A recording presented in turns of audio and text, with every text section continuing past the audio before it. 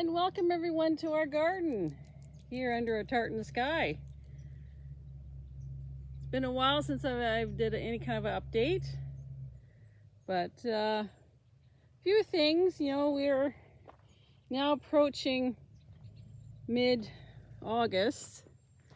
The corn is almost ready. I think we're going to try a couple of cobs tonight for our supper, because it's starting to, some of it's not ready obviously, but there's looking like there might be a few cobs that are starting to fill in and look nice and fat. So maybe if we're lucky, we'll be able to take some corn next week to the market. Few things with the tomatoes. Some of them are ripening. Some of the ones that have set fruit. My favorite ones here, my variegated ones, the fruit on them is starting to ripen on a couple of plants. See that? Isn't that gorgeous? Still a little bit of striping. It's not totally ripe, but you know what? I might pick it later. Have it with our supper. But I did notice on one plant in this area, I think it was one of the cherry tomato plants, that there seems to be a virus with some of them. We'll just go take a look. Okay, so these are my special tomatoes, the ones that I kind of collected. I tried to crossbreed some tomatoes, and this is some of those seed that I collected from that. But as you can see, it almost looks like that viral curly top that I was having trouble with in the city. It's some type of virus, I don't know. I'm hoping it's more environmental than anything, but that doesn't look, that looks like a virus of some kind. So I'm kind of sad. I'm probably just going to end up topping these plants so that whatever fruit is on them will ripen, and just kind of cut off some of this stuff so that hopefully it doesn't spread. So that's kind of disappointing. I was hoping that things out here wouldn't develop this, but yeah, it's too bad. Because I know that viral curly top is just devastating in my garden to see. Like, I can't grow tomatoes in my garden anymore, at least not on the patio. So it's a tad concerning finding that out here. I'm hoping it's just maybe this one spot.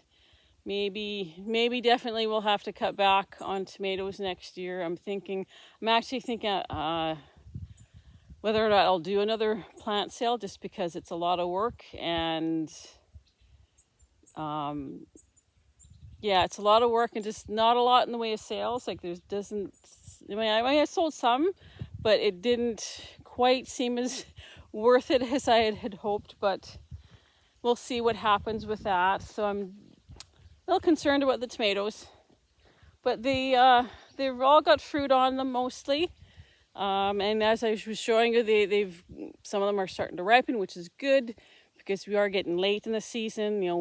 Like I said, we're almost halfway through August already. It's hard to believe. Oh, the summer is waning so fast.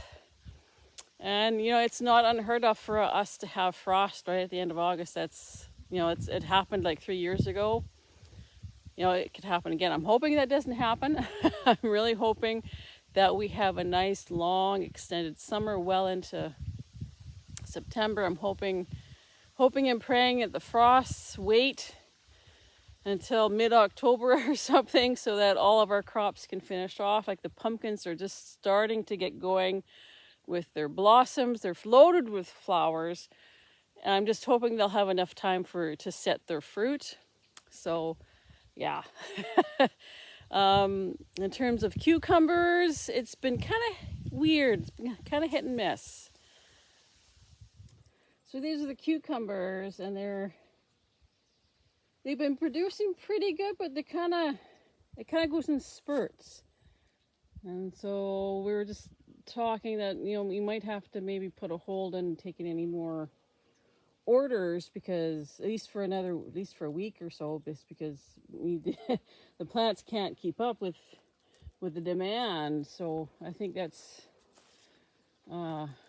we might just have to do that and just say, we got to wait for these plants to produce more before we can take any more orders. But, it's a good thing, though. In a way, we know that there's a demand there. We know that there's a customer base there for us. So I think the trick for us is figuring out how to level up what we're doing without killing ourselves. So whatever that means, whether it's plastic mulch or biodegradable mulch for big and longer rows, and whatever, we have to figure that out. Figure out what we can afford to do financially at this point, kind of thing. But it's in a way, it's the fact that the demand is there is definitely, it's encouraging.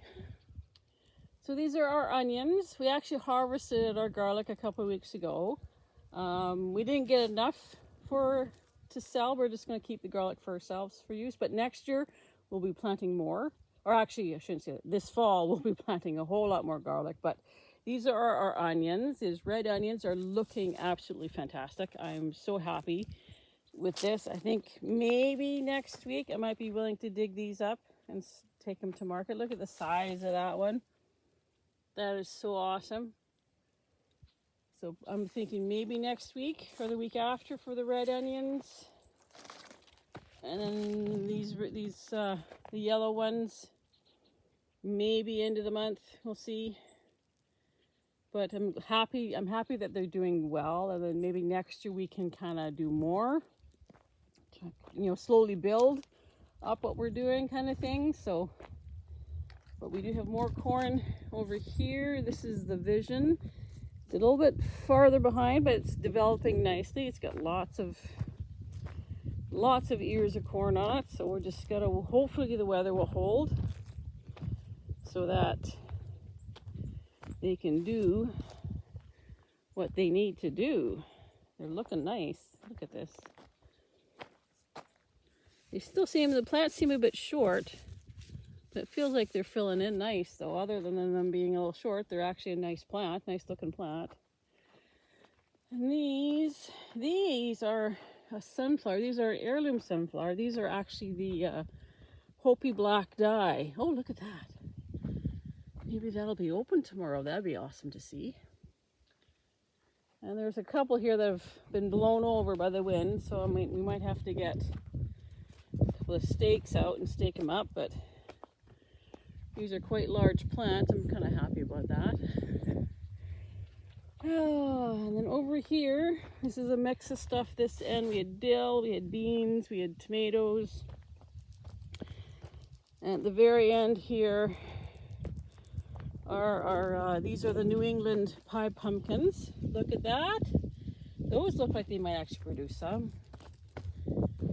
Like I said, we just need the frost-free weather to hold for another month or more, so some of the stuff can actually fill out and develop. So one of the things we might do next year, Glenn was saying, is maybe put a couple of hives of bees out here just to help things along, because it seemed to take forever for the bees to come out here or to find the garden. Whereas last year they were out here almost right away. I'm not sure what the difference was, but anyway, looking good. Make it mid-August gardens, looking good. All right, let's take a quick peek at the tomatoes. So these are Centennial Rockets, which are starting to ripen too. It's nice to see. There's some San Marzanos. There we go. Some over there. And then these ones over here. These are the Aria. And they're, like, I actually prefer these over the San Marzanos. But they're loaded, which is good to see. Probably what I'm going to end up doing, maybe in another week or two, is I'll probably end up topping them. Oh, there's Simba.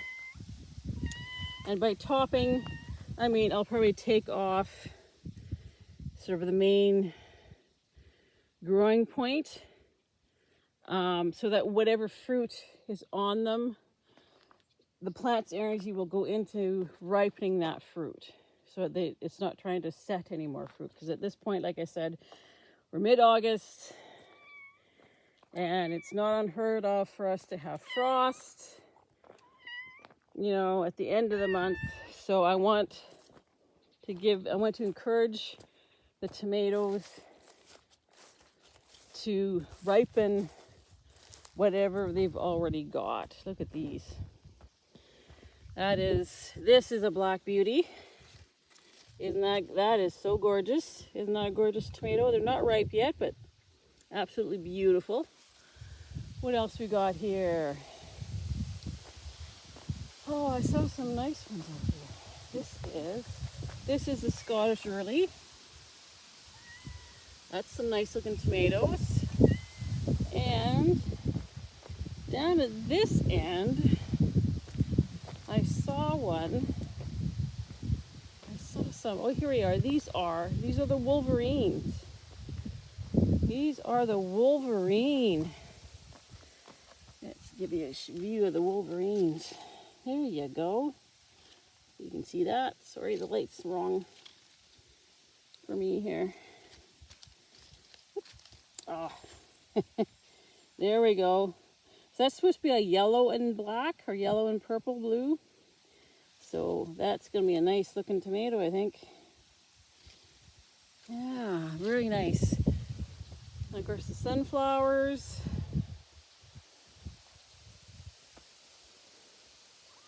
Yeah.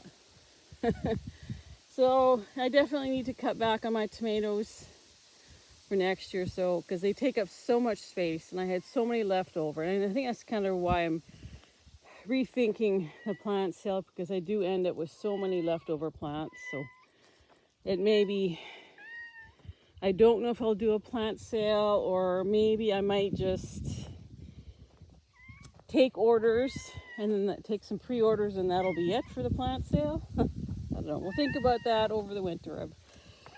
I have lots of time to figure that out. So anyway, thank you so much for joining me here in the garden today on this beautiful Friday.